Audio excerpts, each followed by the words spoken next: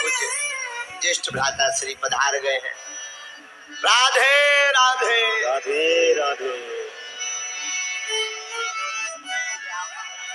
श्री राम जय राम जय जय राम, सिया राम जय जय सिया राम, सिया राम जय राम जय जय राम, सिया राम जय जय सिया राम, सिया राम जय राम जय जय राम, सिया राम जय जय सिया राम, सिया राम जय राम जय जय राम, सिया राम जय जय सिया राम, सिया राम जय राम जय जय राम,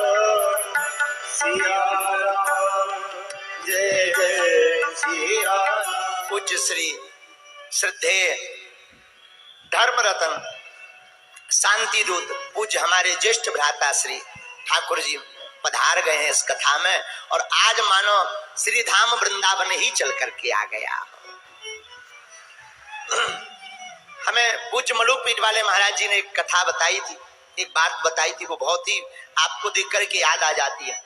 पूज्य श्री मलुक पीठ वाले महाराज जी कहते थे, वृंदावन के कोई भी एक ब्रजवासी तुम्हें स्वीकार कर ले या किसी भी ब्रजवासी तुमसे नाता जोड़ ले तो ये मान लेना साक्षात श्री ठाकुर जी ने तुमको स्वीकार कर लिया है। ये पूज्य महाराज जी की वाणी।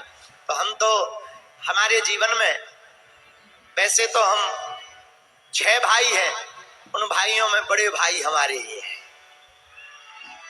और केवल वाणी में नहीं, मंच तक नहीं, हृदय से भी डांटने का अधिकार, डांट भी देते, समझा भी देते, लाड़ भी बहुत करते, प्यार भी बहुत करते, दुलार भी बहुत करते। सच बताएं हम बहुत भाग्यशाली हैं, आपके जैसा जो बड़ा भाई हमको प्राप्त हुआ है।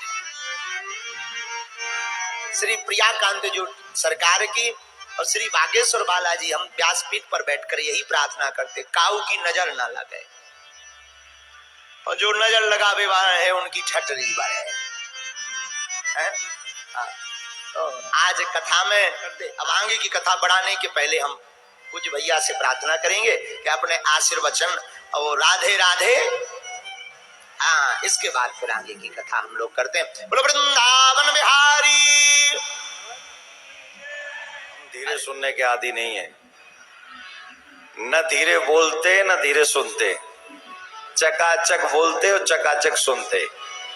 क्या बोलना पड़ेगा? राधे राधे। क्या बोलना पड़ेगा? मेरे प्यारे प्रिय, अभी व्यासपीठ पे विराजमान है, इसलिए पूज्य महाराज श्री महाराज जी ने जिस तरीके से एक धर्म में, युवाओं में जो एक क्रांति लाई है वो अद्भुत है, और ऐसी क्रांति जो हम सब के लिए, सनातन के लिए बहुत जरूरी है। हमने देखा है हमारे जीवन में कई बार ऐसा अनुभव हुआ है कि कोई भी परेशानी के कारण हमारी सनातन बहन बेटियां यत्र तत्र लोगों के पास जाती थी अपना इलाज कराने के लिए, लेकिन इलाज के बहाने जो उनके साथ में वहां दुर्व्यवहार होता था वो हम इस माइक से बोल नहीं सकते। और हम इस बात से बहुत प्रसन्न है कि बालाजी महाराज अपनी कृपा हमारे भैया पर, अनुज पर इतनी की हुई है कि आप लोगों के कष्टों का निवारण करते हैं, और बंद कमरे में नहीं करते हैं, कथा पंडाल में करते हैं, कैमरों के सामने करते हैं, इसमें कुछ छिपाने योग्य नहीं है। जो लोग कहते हैं कि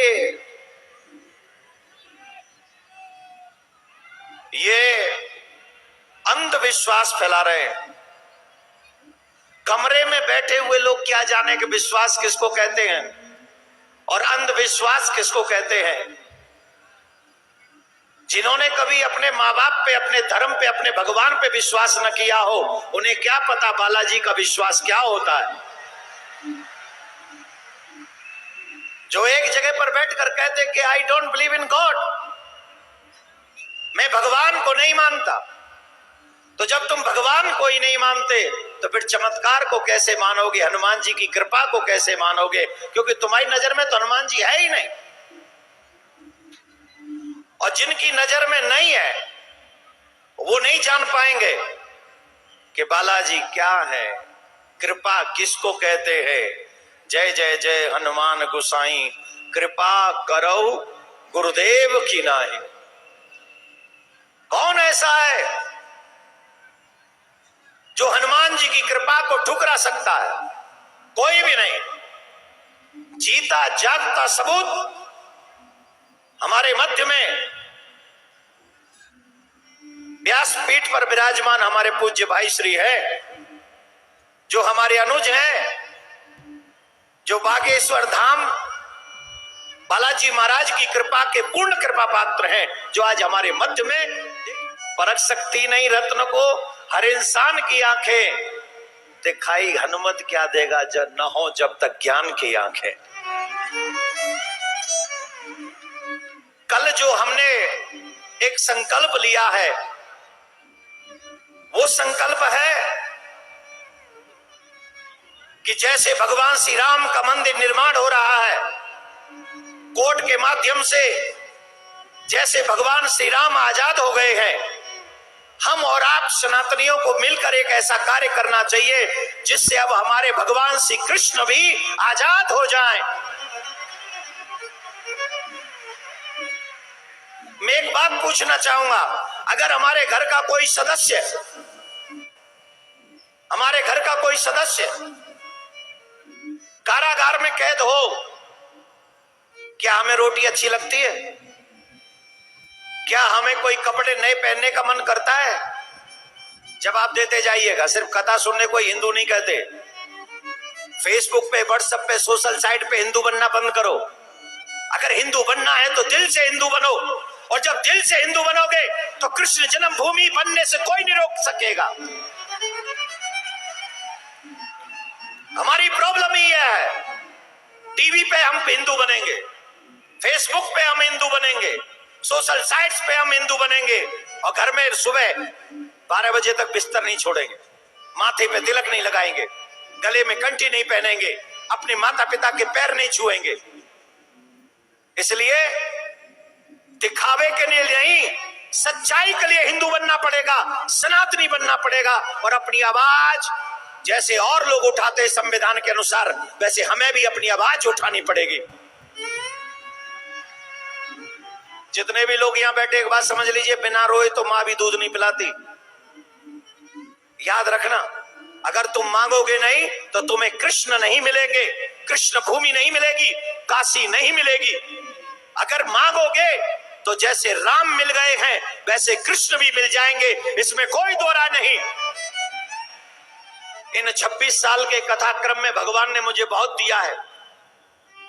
भारतवर्ष में, भारत के बाहर सनातनियों ने मुझे बहुत दिया है। इतना लाड़ प्यार, इतना दुलार, इतना अपनापन दिया है। मुझे लगता है कि मेरे बाद अगर इतना किसी को मिला है तो मेरे भाई को मिला है। और मैं चाहता हूं कि भगवान जितना मुझे मिला है, आप लोगों का प्यार, स्नेह, उसके हजारों गुना मेरे भाई को और मिलता चला जाए। लेकिन आज मैं आपसे एक बात कर